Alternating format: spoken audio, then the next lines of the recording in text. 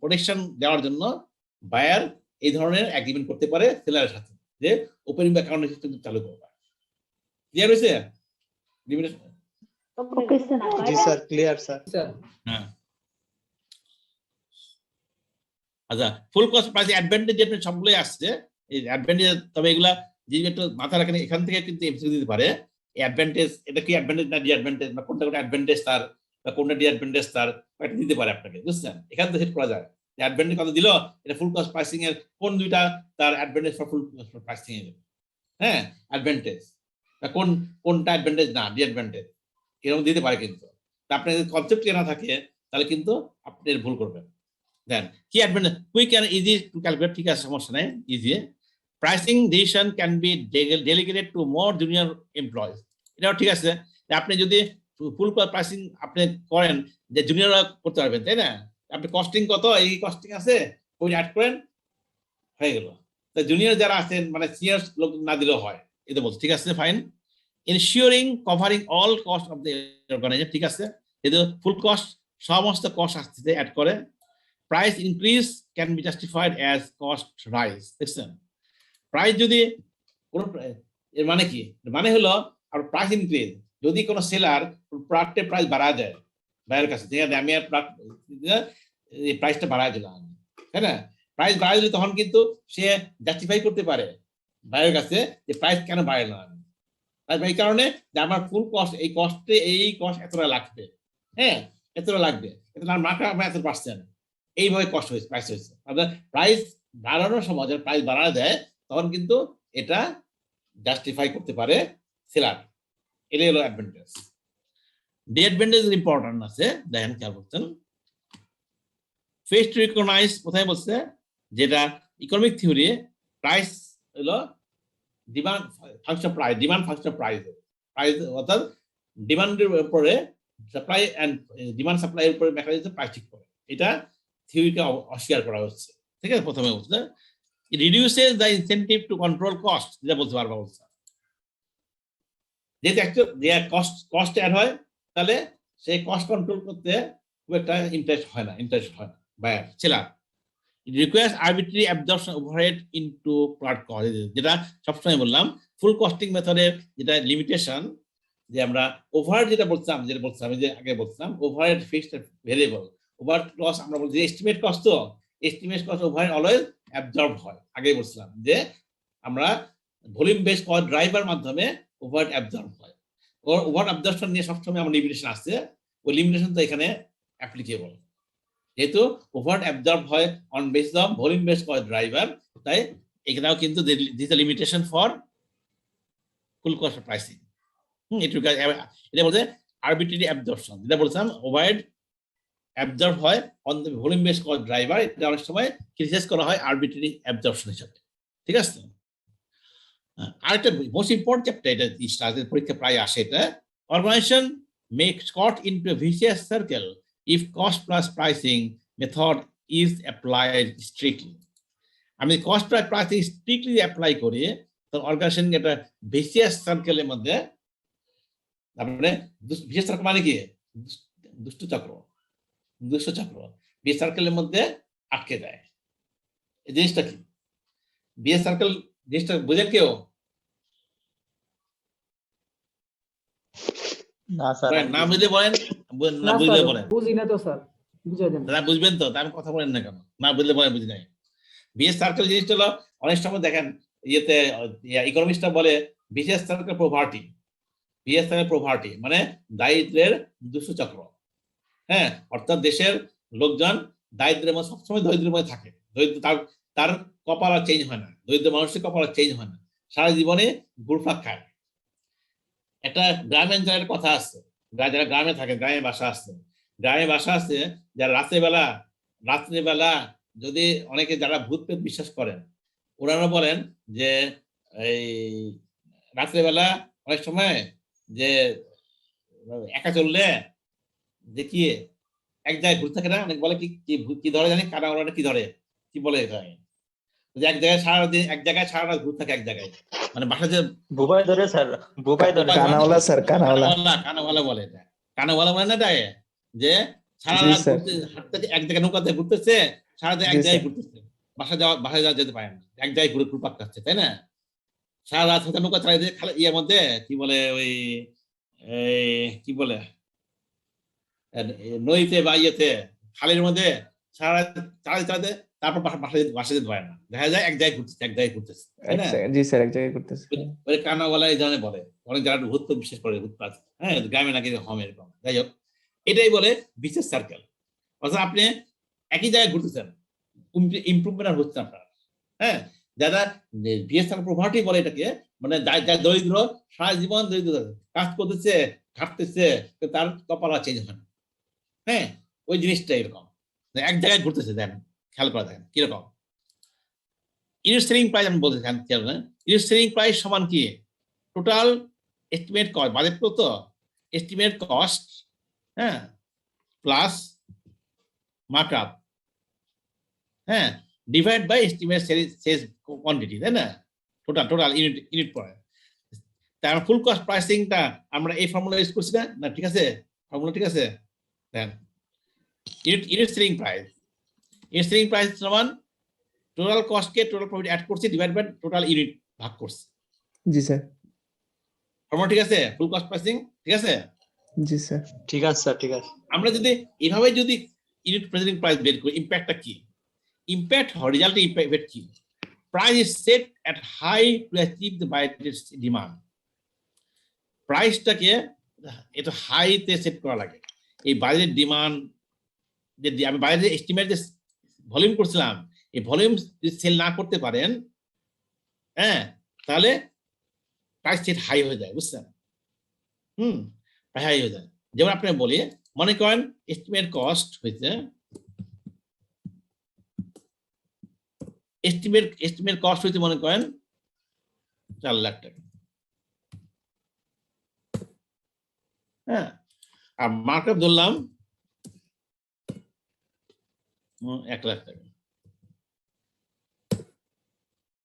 Total হলো কত? 5 লাখ। আর estimate quantity, budgeted selling quantity ছিল মনে করেন 1 লাখ, হ্যাঁ। সেলিং প্রাইস কত ধরলাম আমি?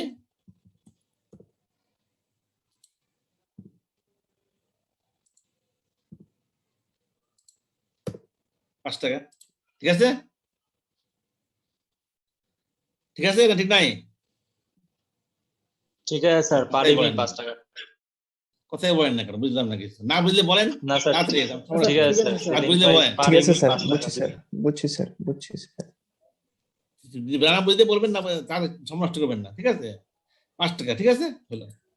আপনার এই যে দেখেন খেয়াল, অল এস্টিমেট কস্ট, ফুল কস্ট ধরে এই 5 টাকা সেল করতে হবে, কিন্তু এটা লিঙ্ক করে ইকোনমিক থিওরি।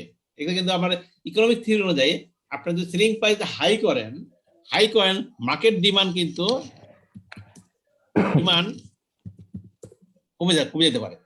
মার্কেট ডিমান্ড মনে করেন সেল হইলো মনে করেন 1 লাখ না হয়ে আপনার সেল 80,000 হয়েছিল, যে সেলিং প্রাইস হাই ছিল 80,000। সেল যে 80,000 হয়, আপনি সেল কিন্তু করতে পারেননি আপনার 1 লাখ, কিন্তু 80 হইলে আপনার 5 লাখ তো রিকভার করতে হবে আপনাকে, আর প্রফিট করতে চান 5 লাখ, তার মানে সেলিং প্রাইসটা আপনার বেড়ে গেল। কিন্তু সেলিং প্রাইস তখন বেড়ে যায়, আপনার হবে কত? 5 লাখ ডিভাইড বাই 80,000, কত হলো? 6.25 পয়সা। 6 টাকা 25 পয়সা। যখন সেলিং প্রাইস যখন বেড়ে গেল, তখন আবার মার্কেট ডিমান্ড কমে যাবে না? মার্কেট ডিমান্ড আবার কমে যায়, হয়তো 70 পয়সা, 70 হয়ে যাবে।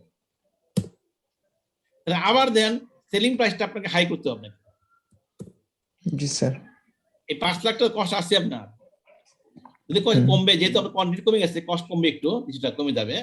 তারপরেও মনে করেন ইকুয়াল ধরলাম, হ্যাঁ, এই দিতে বিজনেস সার্কেল বলে। মানে আপনার যতই আপনার কোয়ান্টিটি এস্টিমেট কোয়ান্টিটি সেল না করতে পারেন, সেলিং হাই এর কারণে আপনি গ্র্যাজুয়ালি সেলিং প্রাইস হাই হচ্ছে। গ্র্যাজুয়ালি সেলিং প্রাইস হাই হওয়া মানে আপনার ডিমান্ড কমে যাচ্ছে গ্র্যাজুয়ালি, আর ডিমান্ড কমে যাওয়া মানে হলো আপনার সেলিং প্রাইস হাই হয়ে যাবে। এটাই বলছে জান। রিয়েল ইমপ্যাক্ট কি হয়? প্রাইস হাই হয়। আবার রিয়েল ইমপ্যাক্ট কি? রিডিউস ডিমান্ড কমতেছে।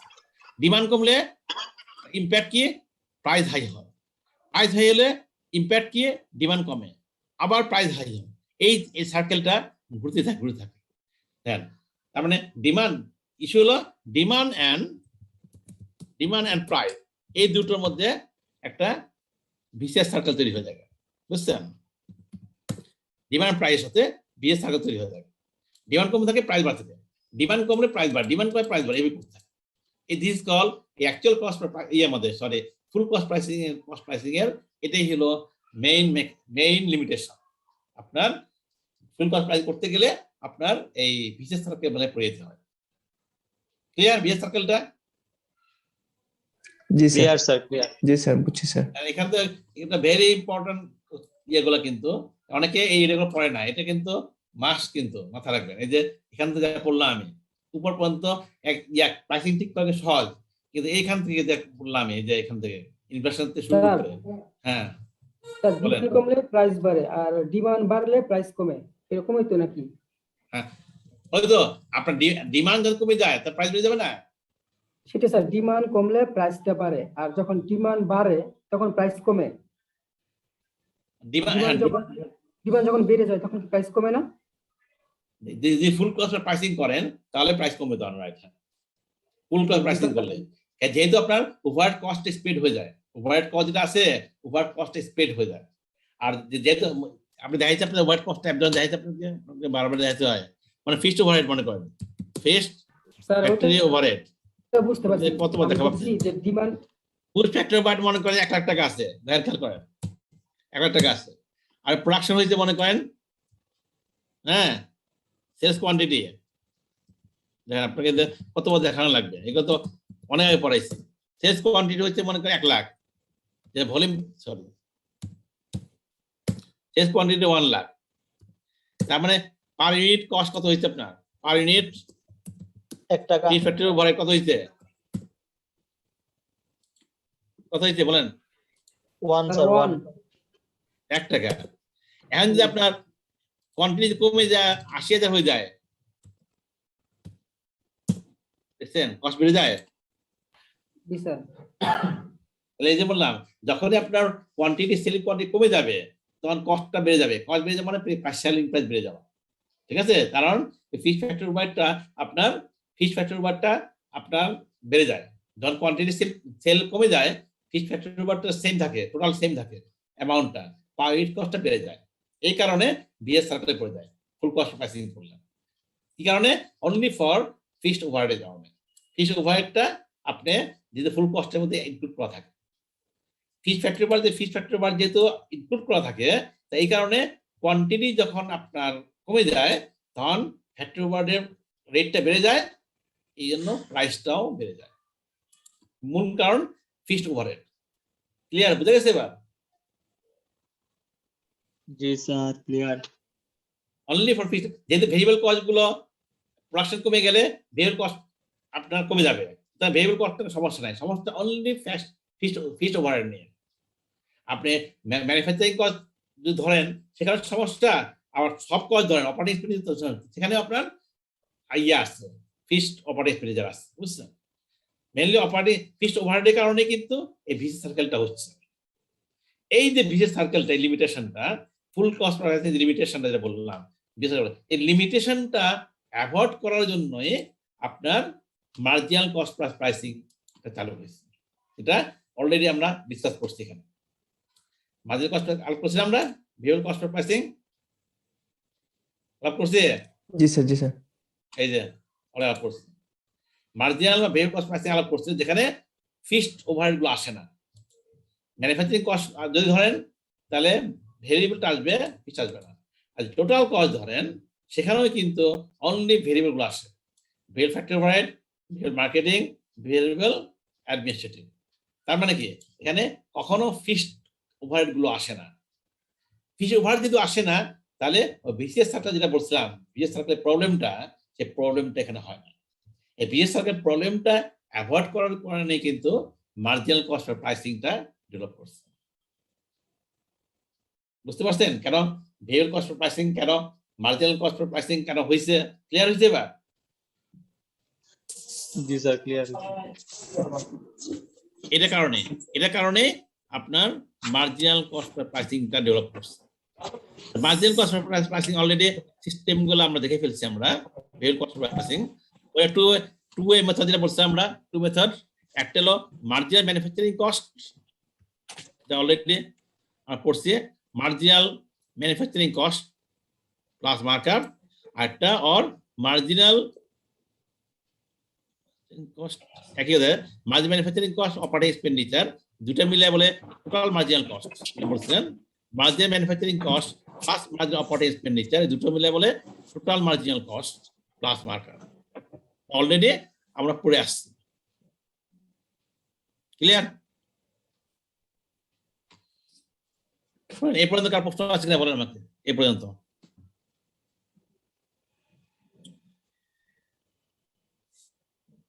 কারো প্রশ্ন আছে?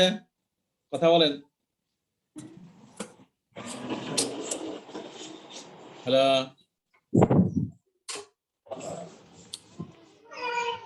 শুনতে পান আমার কথা? শুনতে পাচ্ছেন? কোথায় বলেন নাকি, বুঝলাম না কিছু। হ্যালো, জি স্যার, শোনা যাচ্ছে স্যার। স্যার বুঝতে পারছি স্যার। ঠিক আছে, আচ্ছা। এক্সাম্পল দেখেন, দেখেন marginal cost. Product Y, product incurs direct variable production cost টাকা per 7, then direct variable production cost, তার মানে কি variable manufacturing cost, production manufacturing cost, এই তো।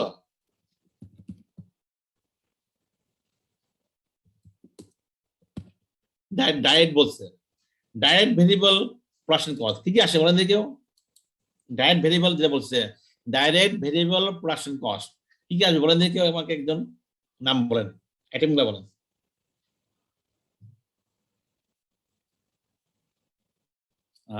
শুনতে শুনতে পারেন না আমার কথা? হ্যালো,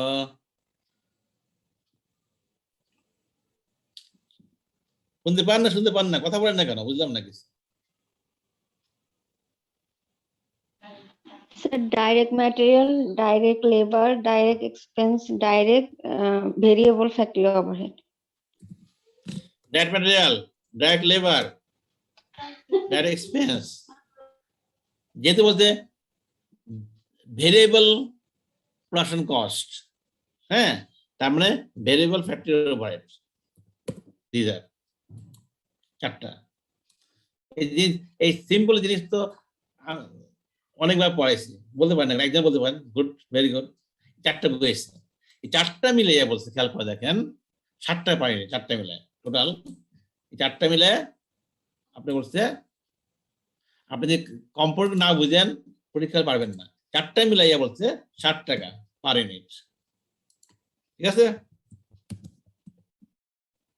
পার ইউনিট 60 টাকা। দেন বলছে, খেয়াল করেন, ফিক্সড প্রোডাকশন কস্ট অ্যামাউন্ট টাকা 17,900 ইচ পিরিয়ড। তাহলে fixed factory overhead, fixed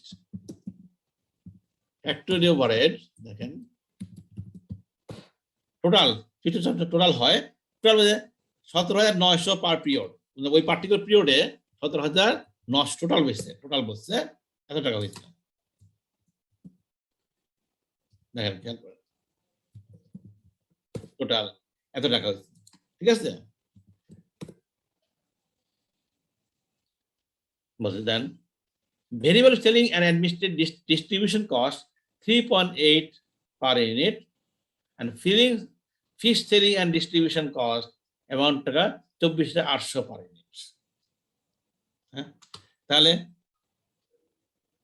variable খেয়াল করে দেখেন, একটা কাজ বলছে,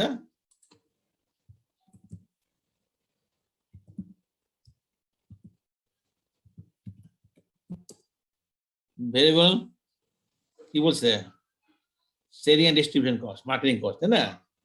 ভেরিয়েবল মার্কেটিং কস্ট বলছে কত, 3.8।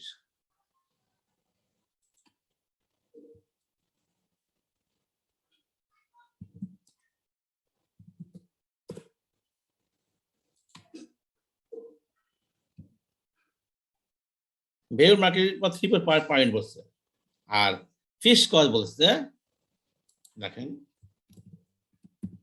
ফিক্সড, হ্যাঁ,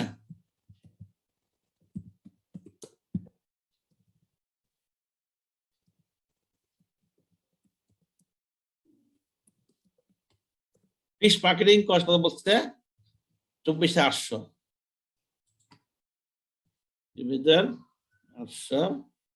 টোটাল। ফিক্সড কস্ট সব টোটাল হয়।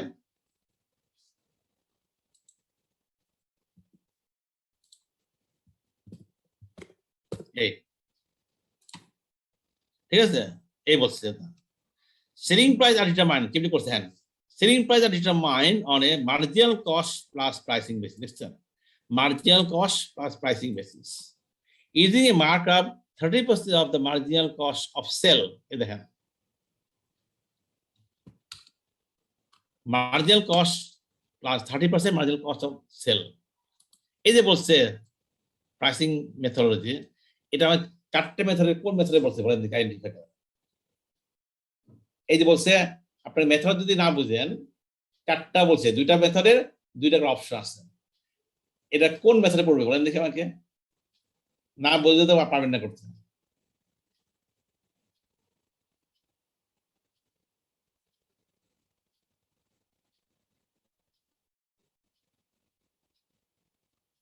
আমার কথা শুনতে পান না, শুনতে পান না কেউ আমাকে?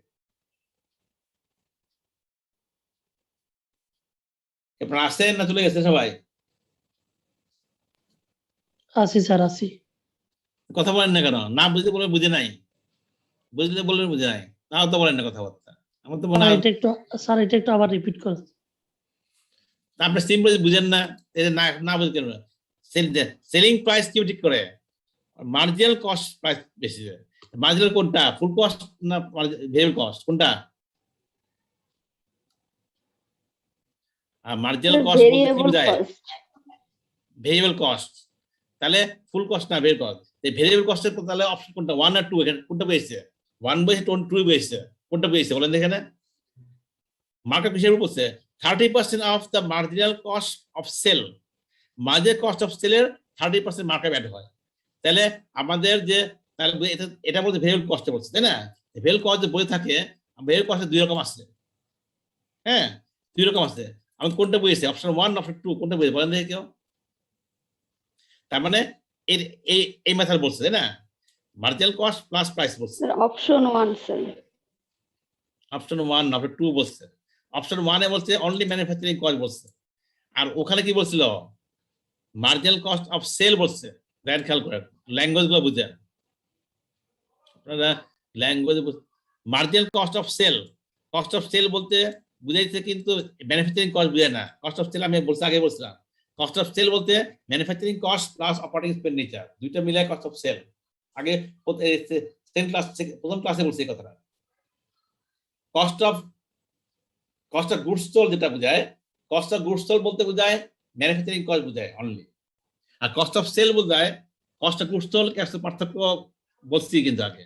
কস্ট অফ গুডস সোল্ড মানে হলো অনলি ম্যানুফ্যাকচারিং কস্ট, আর কস্ট অফ সেল বলতে manufacturing cost plus operating expenditure, দুটো মিলেই হলে কস্ট অফ সেল।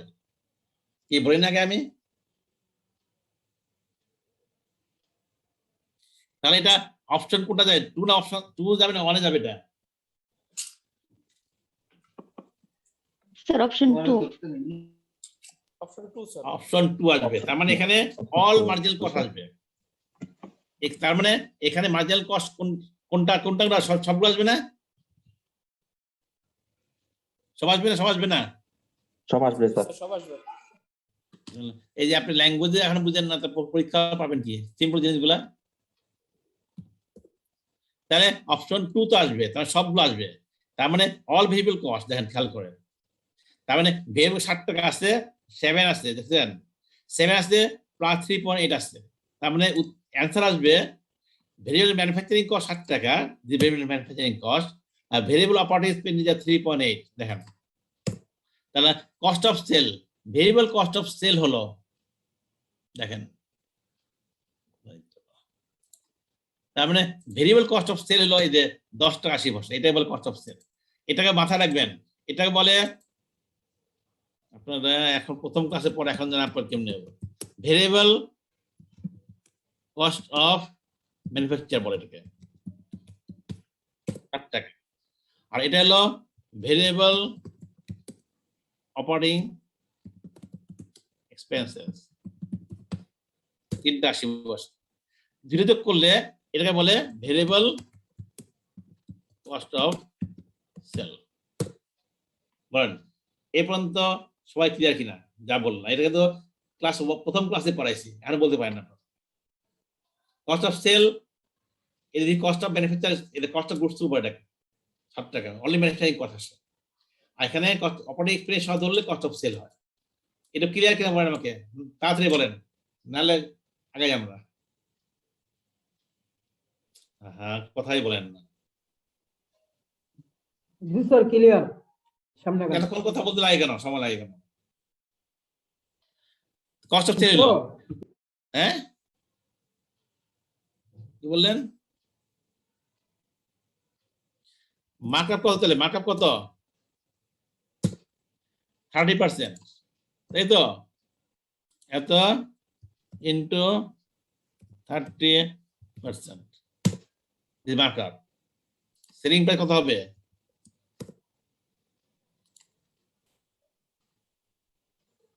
যোগফল স্যার। যে সেলিং প্রাইস দেখছেন, সিম্পল অঙ্ক, 2 সেকেন্ড লাগে না। যে আপনার না বুঝলে সারাদিন পারবেন না, না বুঝলে। Calculate the selling price per unit of product Y. Selling price হয়ে গেল 10 টাকা, এত দেখছেন? কয় মিনিট লাগলো করতে? 2 মিনিট লাগছে না করতে। কিন্তু আপনারা যদি না বুঝে সারাদিন পারবেন করতে, আপনার কস্ট অফ সেল যদি জিনিসটা কি এখনো যদি না বুঝেন, তাহলে আপনি সারাদিন পারবেন না করতে অঙ্কটা। লাগলো 5 সেকেন্ড লাগছে, 1 মিনিট লাগছে আপনার দেখছেন করতে। আচ্ছা, তাহলে কস্ট অফ প্রথম পার্টটা হয়ে গেল। Calculate the selling price per unit of product Y হয়ে গেল। হ্যাঁ, সেলিং প্রাইস কত পেলাম আমরা? সেলিং প্রাইস পার ইউনিট কত পেয়েছি? 10 টাকা 4 পয়সা। এটা ক্লিয়ার হয়েছে কিনা বলেন?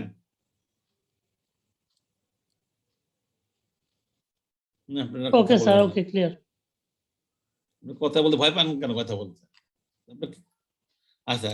এন্ড পরে একটা পার্ট আছে, profit that will result from sale of 26,800 unit each period.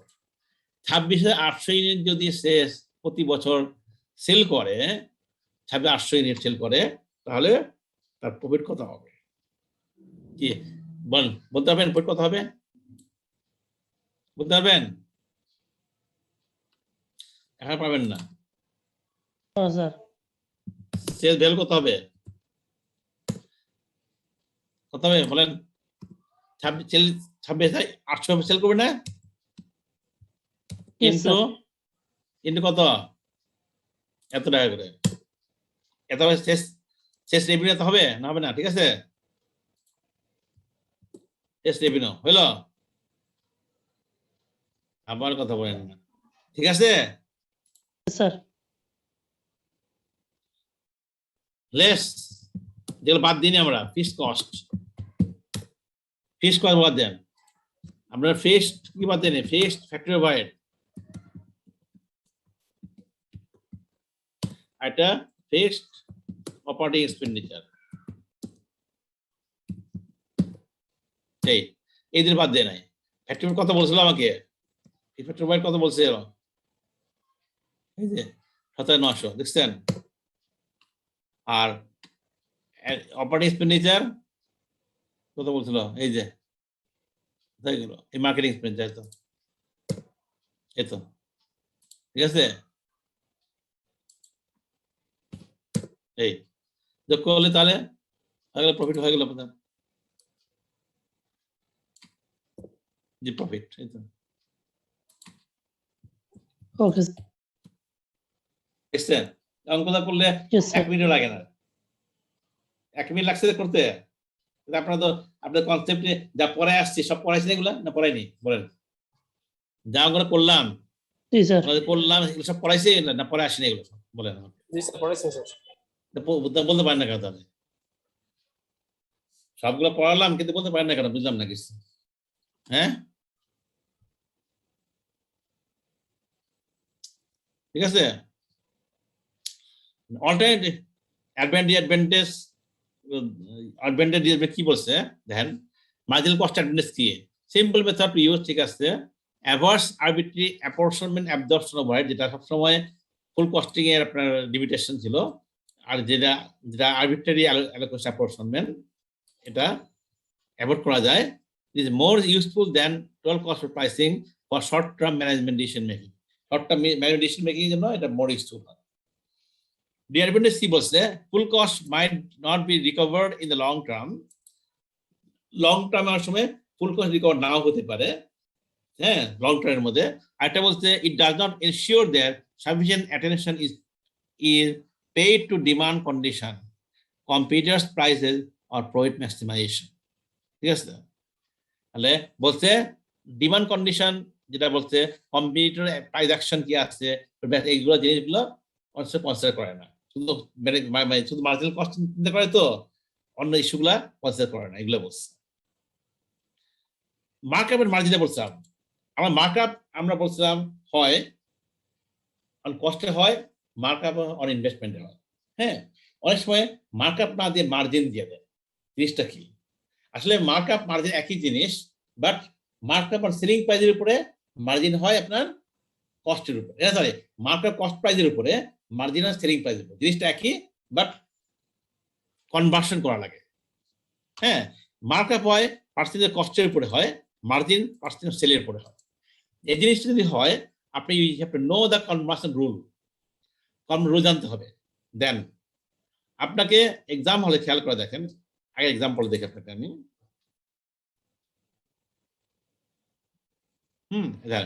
Example যে করলাম, এক্সাম্পল খেয়াল করে দেখেন, আমরা দেখেন কস্ট ছিল কত এখানে আমাদের 10 টাকা 80 পয়সা। ঠিক আছে? দেখেন কস্ট ছিল 10 টাকা 80 পয়সা। সবাই ঠিক আছে? এগ্রি করেন?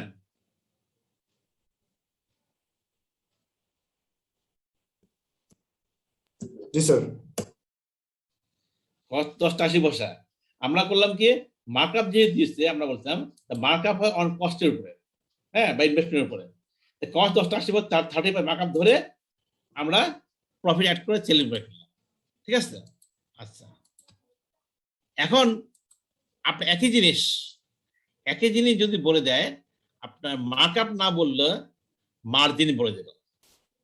হ্যাঁ, মার্জিন বলে দেবে। তাহলে আপনি এখানে তাহলে মার্জিন মানে সেলিং প্রাইসের উপরে, আপনি এখানে জানেন না এটা। হ্যাঁ, আপনি তো এটা জানেন না। হ্যাঁ, এ না জানলে, আপনি যদি এটা না জানেন, হ্যাঁ, তাহলে সেলিং প্রাইসের উপরে আপনি ধরবেন কি করে? আপনি বলে দিচ্ছে যে এটা হবে যে মার্জিন হবে অন সেলিং প্রাইসের উপরে। হ্যাঁ, তাহলে কেউ ধরবে না, আপনি তো সেলিং জানেনই না। স্যার তাহলে সেলিং প্রাইস বলা থাকবে না? বলে দিল আপনাকে, বলবে না। আপনাকে বললো সেলিং প্রাইস আনবো কিভাবে? জানবে এটা যেন করতে হবে কি, মার্জিনকে মার্কেট কনভার্ট করা লাগবে। মার্জিনকে মার্কেট কনভার্সন রুলটা জানতে হবে। কনভার্সন রুলটা কিরকম জানেন? খেয়াল করে দেন কস্ট যদি কনভার্সন রুল দেন, কনভার্সন রুলটা মাথায় রাখতে হবে। Rule markup and margin, markup margin conversion রুলটা বুঝতে হবে। দেখেন রুলটা কি, দেখেন কস্ট যদি হয়, মনে করেন কস্ট যদি 100 টাকা হয়, হ্যাঁ, আর মার্কআপ কত বলছিল? এক্সাম্পল মার্কআপ বলছিল কত? 30%। 30, মনে করেন 30 টাকা। 30, তাহলে মার্কআপ 30 টাকা, সেলিং প্রাইস কত? 30 টাকা 130। এই মেথড, তো এই ফর্মুলা সবাই বুঝেন, তাই না? এটা এক্সাম হলে তিনটার যে কোনো দুটো দিয়ে দিবে আপনাকে, তিনটা জিনিসের যে কোনো দুটো আপনার দিয়ে দিবে না, তিনটা জিনিসের আপনার দুটো দিবে। দুটো কি, আইদার কস্ট দিবে বা সেলিং প্রাইস দিবে, এন্ড মার্কআপ দিবে। মার্কআপটা দিয়ে মাস্ট, হ্যাঁ, এটা দিয়ে মাস্ট। মার্কেট টোটাল দিবে, মার্কেট পার্সেন্টেজ দিবে আপনাকে, বুঝছেন? পার্সেন্টেজ দিবে, এটা মাস্ট। আর আইদার কস্ট বা একটা দিবে, যেটা দিবে, আরেকটা বের করে নেওয়া লাগবে। হ্যাঁ, তো আমাদের এক্সাম্পলে কস্ট দিয়ে আসছে, মার্কআপ দিয়ে আসছে 30%, ঠিক আছে? সেলিং প্রাইস 130 টাকা বের করছি আমরা, ঠিক আছে? যেন আগেরটা এক্সাম্পলে কস্ট দিয়ে আসছে এত টাকা, আর মার্কআপ দিয়েছে 3.8 কত সামথিং, হয়ে গেছে আমাদের, তাই না? হয়ে গেছে। তাই আমাদের এখানে মনে করেন এবার আসছে, এখন মনে করেন আপনাকে সে মার্কআপ দেয় নেই, মার্জিন বলছে। হ্যাঁ, মার্জিন, ঠিক আছে? তাহলে মার্কআপ মার্জিন কিভাবে করি আমরা, দেখেন। মার্জিন হবে সেলিং প্রাইসের উপরে, হ্যাঁ কিসের উপরে? সেলিং প্রাইসের উপরে স্যার। আচ্ছা, সেলিং প্রাইস উপরে।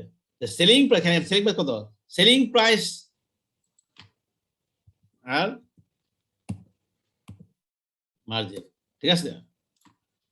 সেলিং প্রাইস, এখানে সেলিং প্রাইস কত? 130 না? 130। মার্জিনের প্রফিট কত আসছে? 30 টাকা না? ঠিক আছে? এই অঙ্কটা দেখেন, এক্সাম্পল দেখেন। মার্জিনের মার্কা একই জিনিস, দুইটা জিনিস একই, তাই না? মার্কেট প্রফিট কত আসছে? কস্ট হইলে আমরা বলছিলাম 30 টাকা তার মার্কআপ, আর যে সেলিং প্রাইস হয় 30 টাকা তার মার্জিন। জিনিসটা একই জিনিস, জিনিসটা একই, কিন্তু টাকার অ্যামাউন্ট সেম, কিন্তু টাকাটা সেম, নাম চেঞ্জ। সেলিং প্রাইস হলে হবে মার্জিন, আর কস্ট হলে হবে মার্কআপ, অ্যামাউন্ট কিন্তু সেম, ঠিক আছে? খেয়াল করেন, তাহলে খেয়াল করে দেখেন, 130 টাকা যদি সেলিং প্রাইস হয়, এই যে 30 টাকা, মার্জিন কত হলো? 30 টাকা। 1 টাকা হইলে কত হয়? ভাগ করেন 30 ডিভাইড বাই 130, ঠিক আছে? 100% করি, 100 টাকা যদি হয় কত হবে? পার্সেন্ট কত হবে তাহলে? 30 ডিভাইড বাই 130 ইন্টু 100, কয় পার্সেন্ট আসে? 30 ডিভাইড বাই, তার মানে 23 পয়েন্ট ইন্টু 23.077% অন সেল। তার মানে মার্জিন হবে, মার্জিন হলো 23, তার মার্কেট ছিল কত? 30% অন কস্ট, আর মার্জিন হলো কত? 23.07 পয়েন্ট অন সেল। আমাদের আগে অঙ্কটায় কস্ট দিয়েছিল কত? কস্ট ছিল কত?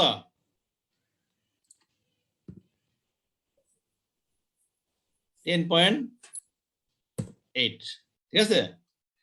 মার্জিন বলতে মার্জিন মার্কআপ বাই মার্জিন বলছে, মার্জিন তাহলে বলে দিয়ে আপনি এত পার্সেন্ট। দেখেন মার্জিন যদি এত ইন্টু পার্সেন্ট হয়, এই সেলিং প্রাইস কত হয়?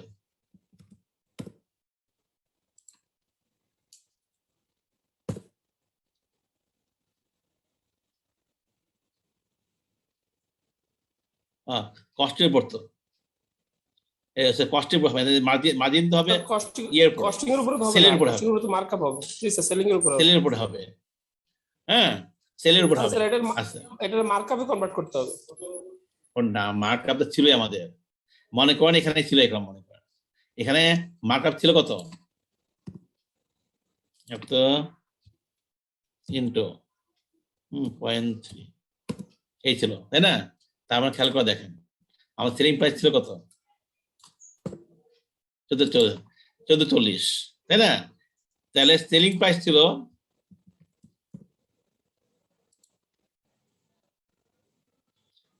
কস্ট ছিল কত? এটা কস্ট সাথে মার্জিন অ্যাড করেন, তারপর 1440 উপরে 14.40, এটার ইন্টু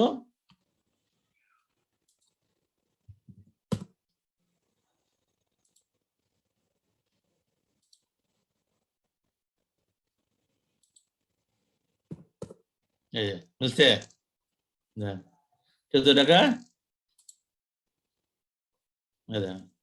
মোটামুটি যেহেতু ফ্যাক্টরের কারণে এরকম হয়েছে ঠিক আছে এই যে জি স্যার ঠিক আছে তাহলে তার মানে মার্কআপ 30% কস্ট হয় মার্জিন হবে 23.07 অন সেলিং প্রাইস এ করতে হবে তার মানে আপনারা এক্সাম মানে হ্যাঁ মনে করেন এক্সামে দিয়ে দিচ্ছে মার্জিন দিয়ে দিচ্ছে হ্যাঁ কেউ দিচ্ছে দেন মনে করেন এভাবে দিচ্ছে সে বলে দিল কস্ট এত টাকা পাইলেন আপনি ঠিক আছে কয়টা পেয়েছেন পাওয়ার পরে সে বলেছে মার্জিন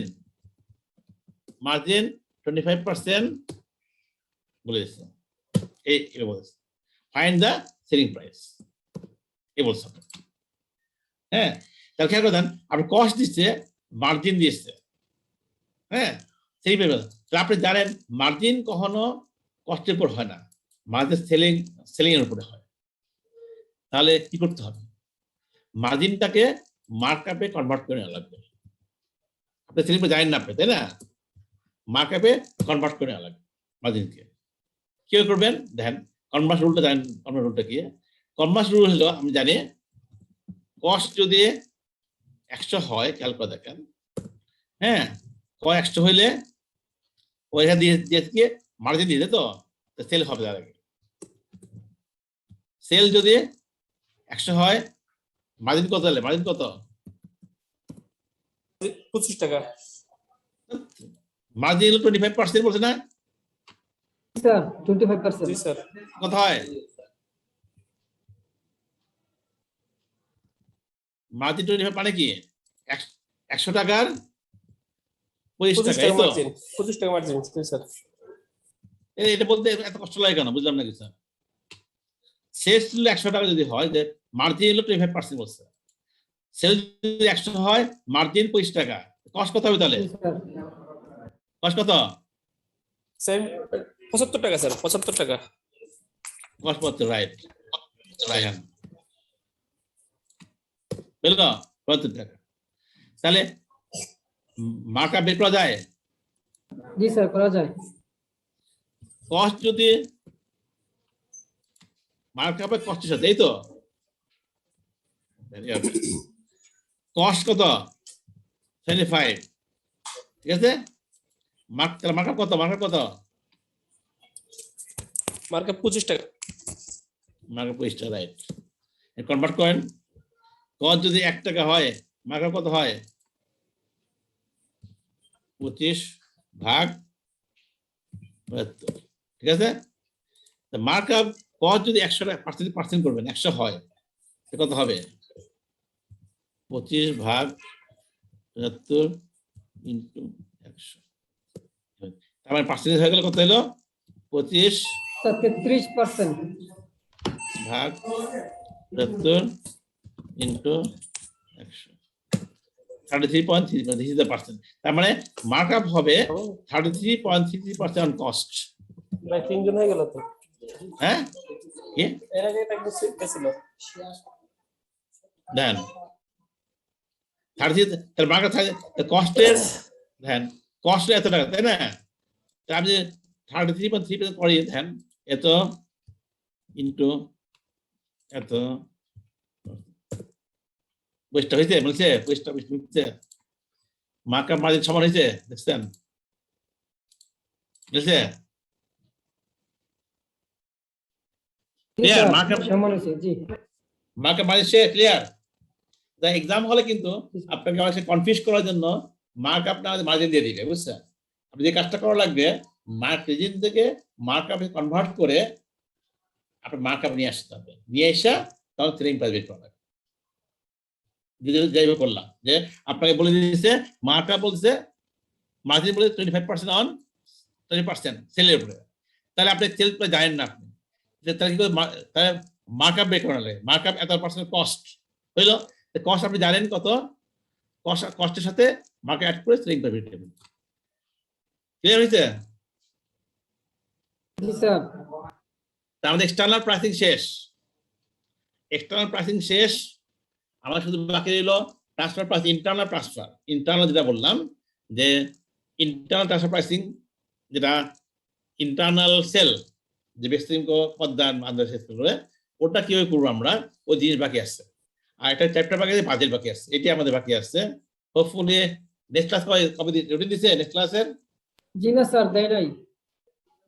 নেক্সট ক্লাস হতো নেক্সট উইকে কালে কার ক্লাস কালকে আগামীকাল স্যার কালকে ক্লাস তো আজকে স্যার আমরা পাই নাই, এটা আগামীকাল সকালে বা দুপুরে পাবো মেইল।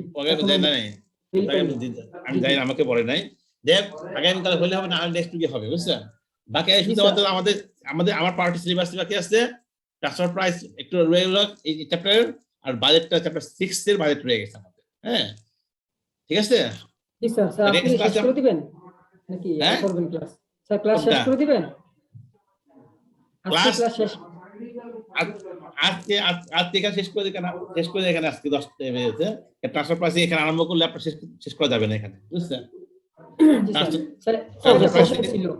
হ্যাঁ কি স্যার একটা কোশ্চেন করব। হ্যাঁ বলেন। স্যার এটা হলো এই যে আপনি যে বললেন যে এই ফার্মগুলা বাদ করে দিবে অথবা ব্ল্যাক লিস্টে ফেলাবে, তাহলে স্টুডেন্ট গুলা কি হবে যারা ওই ফার্মের আন্ডারে রেজিস্ট্রেশন করা আছে বা প্রিন্সিপাল আন্ডারে রেজিস্ট্রেশন, স্টুডেন্টের কি হবে? তাতে কোনো ক্ষতি হবে কিনা যদি ফার্ম বন্ধ হয়ে যায়? স্টুডেন্ট হতে পারে, যদি ফার্ম যদি বন্ধ হয়ে যায় বা ফার্মের প্র্যাকটিস বন্ধ হয়ে যায়, স্টুডেন্টরা আইদার ওই ফার্মের যে অন্য পার্টনার থাকে অন্য পার্টনারের সাথে কাজ অ্যাটাচ করে দিবে অথবা অন্য ফার্ম অ্যাটাচ করে দিবে, সমস্যা নাই, স্টুডেন্ট সমস্যা নাই। যে এইটা একটু জানার ছিল আর কি স্যার। ঠিক আছে না স্টুডেন্ট কোনো পার্টনার প্র্যাকটিস বন্ধ হয়ে গেলে আপনার স্টুডেন্ট কোনো ক্ষতিগ্রস্ত হবে না, সে আইদার অন্য পার্টনার আন্ডারে অ্যাটাচ করে দিবে স্টুডেন্ট, অথবা সে অন্য ফার্মের সাথে অ্যাটাচ করে দিবে, ঠিক আছে? জি স্যার, এটা জানার ছিল, ধন্যবাদ। স্টুডেন্ট কোনো ক্ষতি হবে না। হ্যাঁ, বলেন। এফআরসি কমিটি যদি আমাদেরকে ভ্যারাইটিস কাজ শেখার জন্য সাহায্য করে বা রুলস ক্রিয়েট করে আমরা অশেষ ধন্যবাদ দেবো এবং কৃতজ্ঞ থাকবো আপনাদের প্রতি স্যার। আপনার প্রবলেম গুলো আমাদের জানাবেন স্যার আমাদের যে কোনো সমস্যা ইনশাআল্লাহ আপনাদের শেয়ার করব স্যার, আশা করি শেয়ার করলে আপনি আমাদের ভালো একটা সমাধান দিবেন। আপনার প্রবলেম যে কোনো প্রবলেম গুলো আইদার নিজের প্রবলেম বা ফার্মের প্রবলেম বা কোনো উল্টাপাল্টা কিছু করলে ফার্ম ওগুলো আমাদের জানাবেন, ওইগুলো আপনাদের আমরা আইসিএর মাধ্যমে সলভ করে দেবো, সমস্যা নেই, ঠিক আছে? ওকে ইনশাআল্লাহ স্যার। Okay thank you. হ্যাঁ জি স্যার, আসসালামু আলাইকুম। হ্যাঁ ওকে স্যার ইনশাআল্লাহ। আসসালামু আলাইকুম। Recording stopped.